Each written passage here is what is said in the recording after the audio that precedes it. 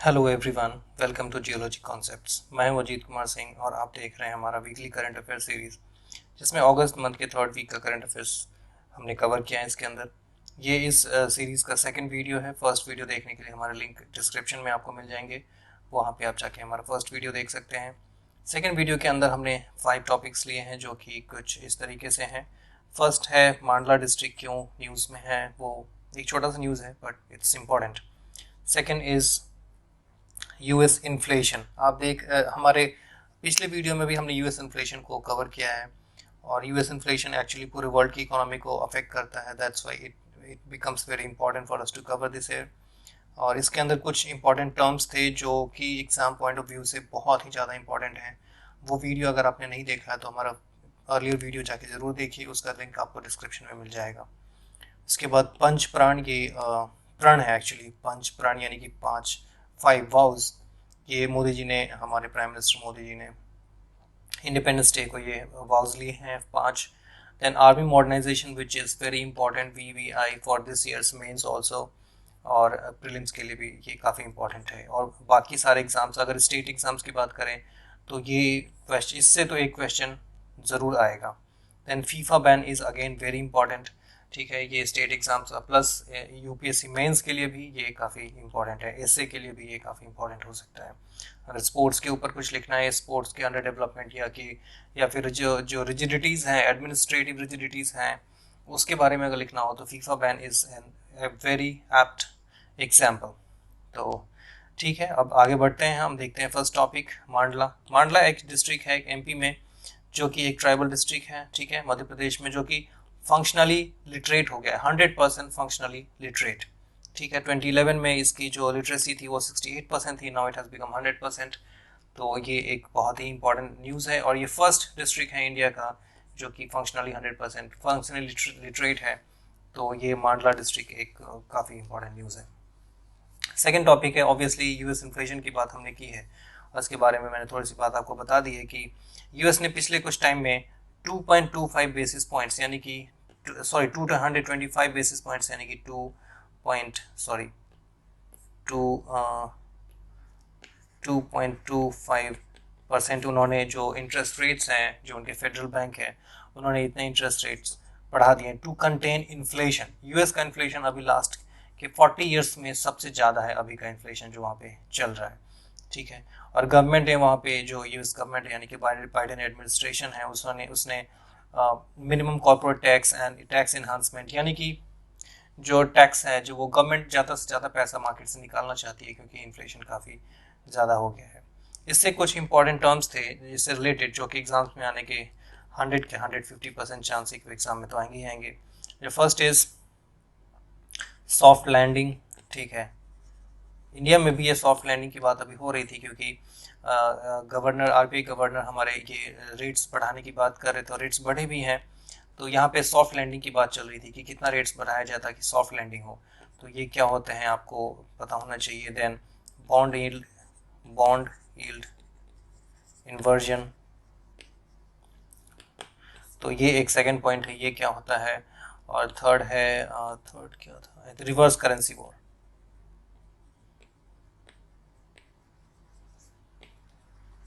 तो ये 3 चीज़ें, ये मैंने एक पिछली वीडियो में कवर कर दी हैं, तो उसको मैं यहाँ पे कवर नहीं करूँगा।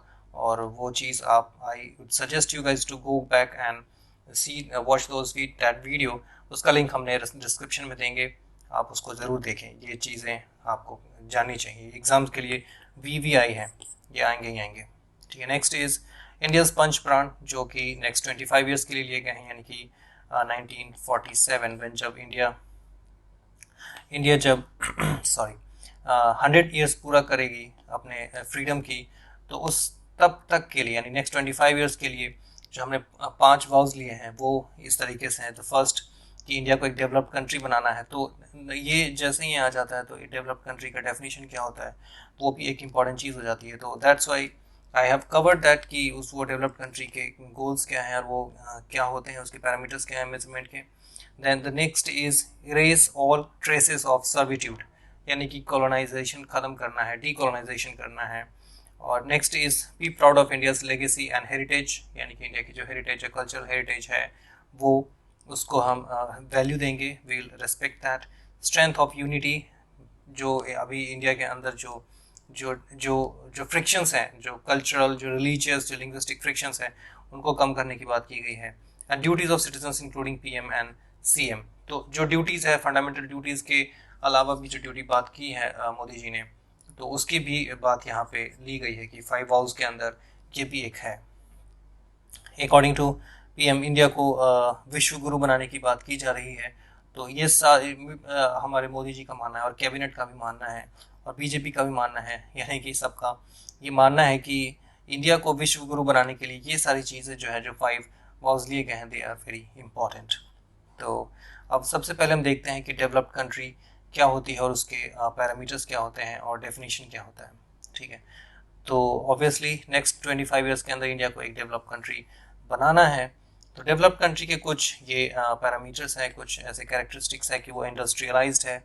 ठीक है, इंडस्ट्रियलाइज्ड है मतलब मैन्युफैक्चरिंग में उसका रोल काफ़ी ज़्यादा है, सर्विसेज में उसका रोल काफ़ी ज़्यादा है। Then high quality of life, यानी कि सबसे पहले हाई क्वालिटी ऑफ लाइफ के लिए हम HDI इंडेक्स देख सकते हैं, ठीक है ना, पर कैपिटा इनकम देख सकते हैं। डेवलप्ड कंट्री होंगी वही सारी।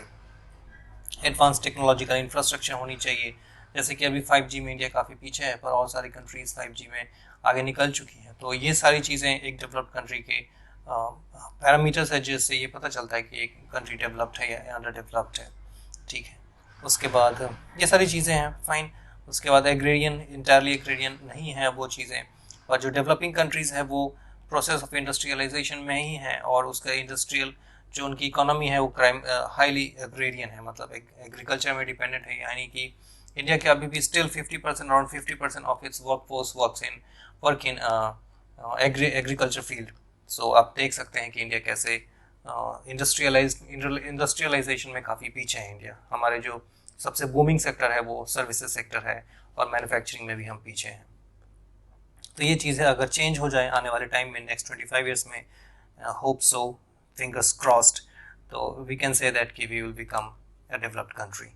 So what is the definition of a developed country? तो वैसे कोई जो फॉर्मल डेफिनेशन है नहीं डेवलप्ड कंट्री का यूएन के हिसाब से, पर यूएन जो है वो कुछ ऐसी चीज़ें देखती हैं जैसे ग्रॉस नेशनल इनकम देखती है, और अगर 1085 तक है, up to 1085 per capita income, तो उसको लो इनकम इकोनॉमी में रखते हैं। फिर अगर हम इसके और 1085 और 4225 के बीच में अगर है तो लोअर मिडिल इनकम है। देन अपर मिडिल इनकम है 13,235, और उसके ऊपर जो होगा वो हाई इनकम इकोनॉमी होगी। पर इंडिया की अगर देखें तो इंडिया की जो जीडीपी है वो सिक्स लार्जेस्ट इकोनॉमी है, बस की पर कैपिटा इनकम जो है वो काफ़ी कम है, क्योंकि वो एक्चुअली बांग्लादेश से भी कम है बिकॉज ऑफ हाई पॉपुलेशन। हम नेक्स्ट ईयर, यानी कि अभी जो यूएन की एक रिपोर्ट आई थी उसके हिसाब से 2023 तक हम वर्ल्ड की मोस्ट पॉपुलस कंट्री बन जाएंगे, इवन लिविंग बिहाइंड चाइना।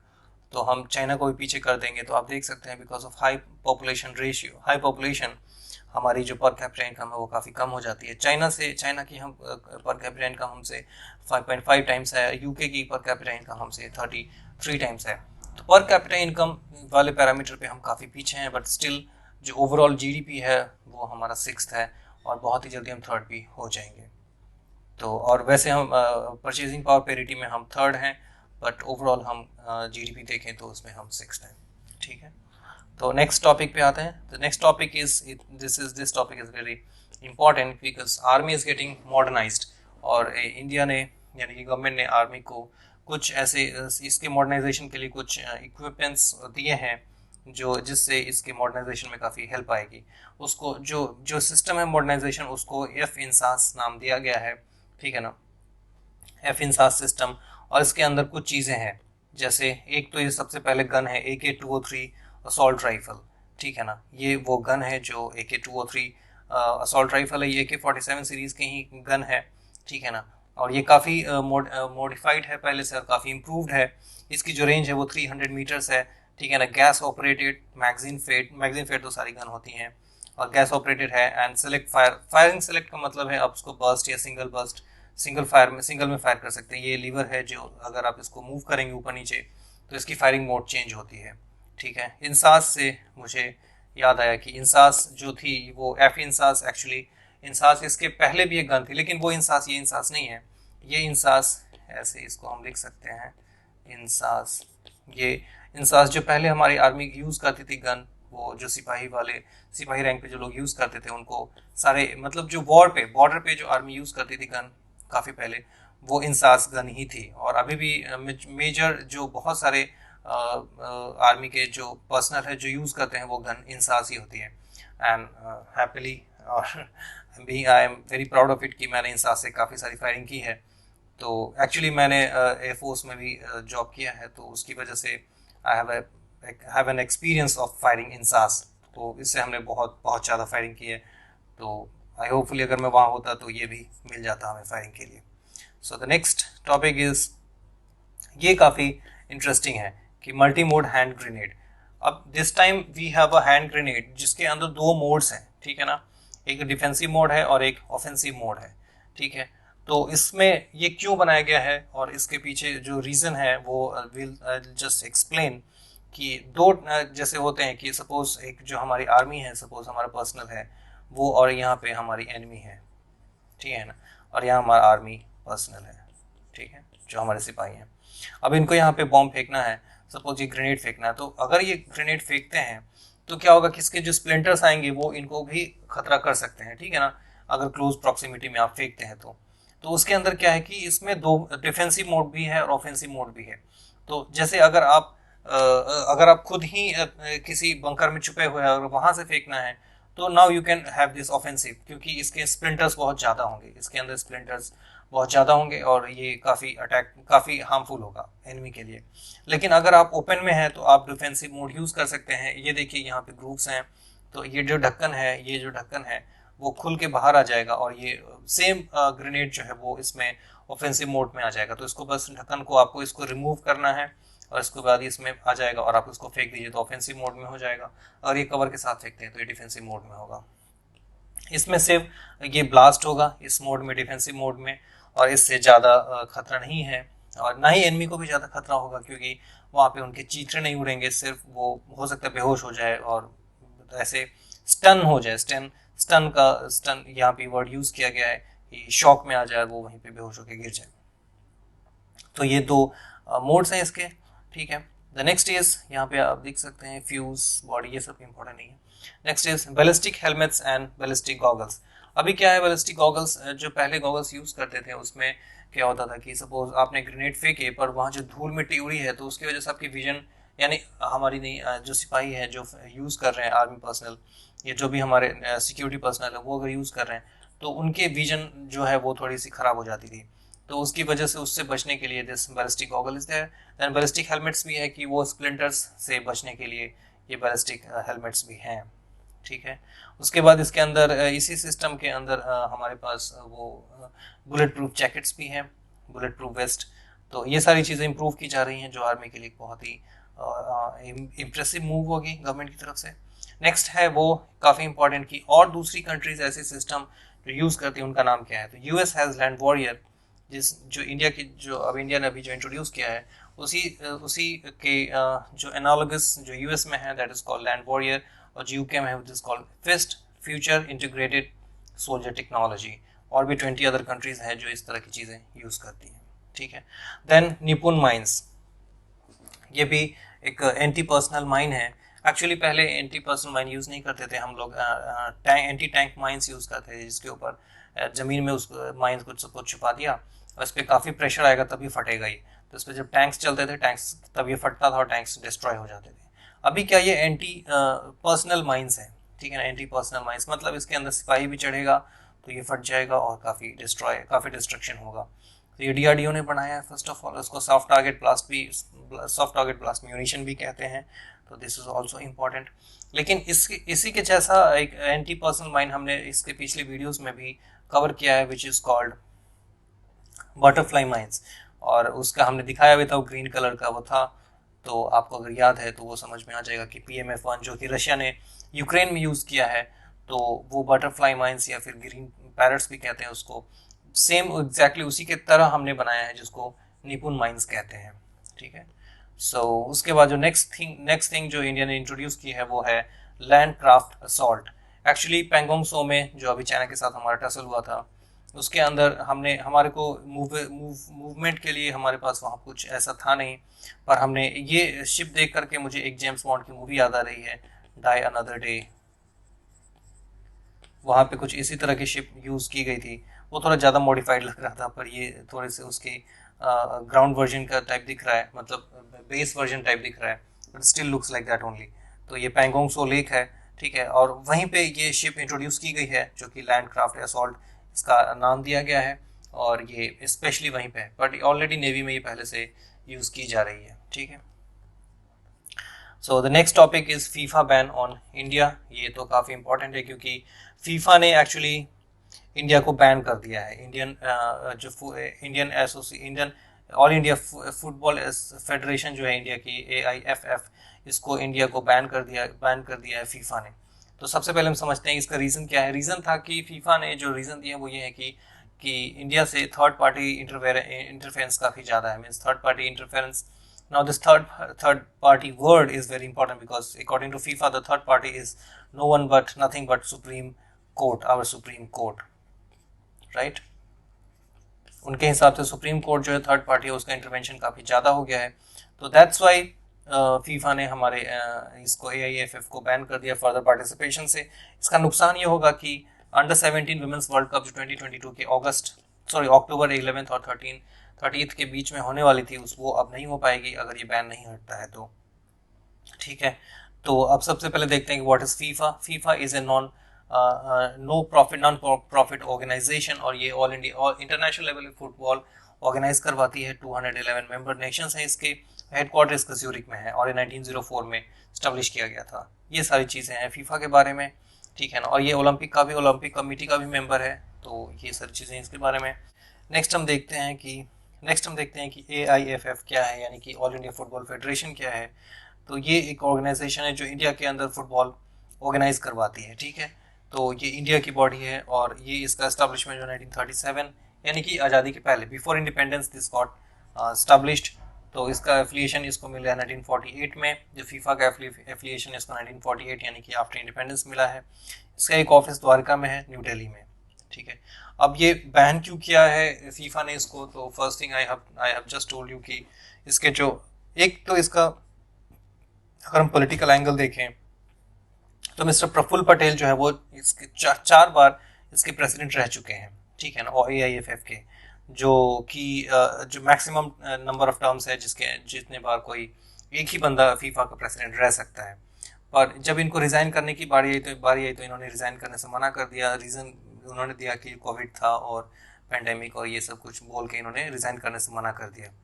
तो फिर यहाँ पे क्योंकि 4 बार से ज़्यादा रख नहीं सकते किसी एक बंदे को दोबारा, तो और जब जो नेक्स्ट जिसमें जो प्रेसिडेंट का इलेक्शन होना था वहाँ पे ये रिज़ाइन नहीं कर रहे थे, जिसकी वजह से जो नेक्स्ट इलेक्शन था वो नेक्स्ट नॉमिनेशन नहीं हो पाया।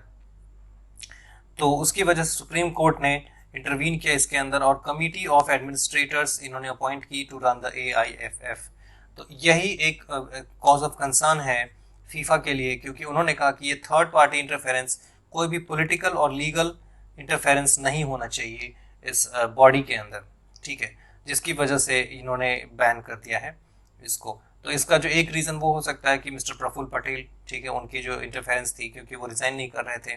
नेक्स्ट की सुप्रीम कोर्ट ने एक कोर्ट ऑफ एडमिनिस्ट्रेटर जो है वो अपॉइंट किया, तो ये एक इंटरफेरेंस मानती है फीफा, इसकी वजह से इन्होंने बैन कर दिया है।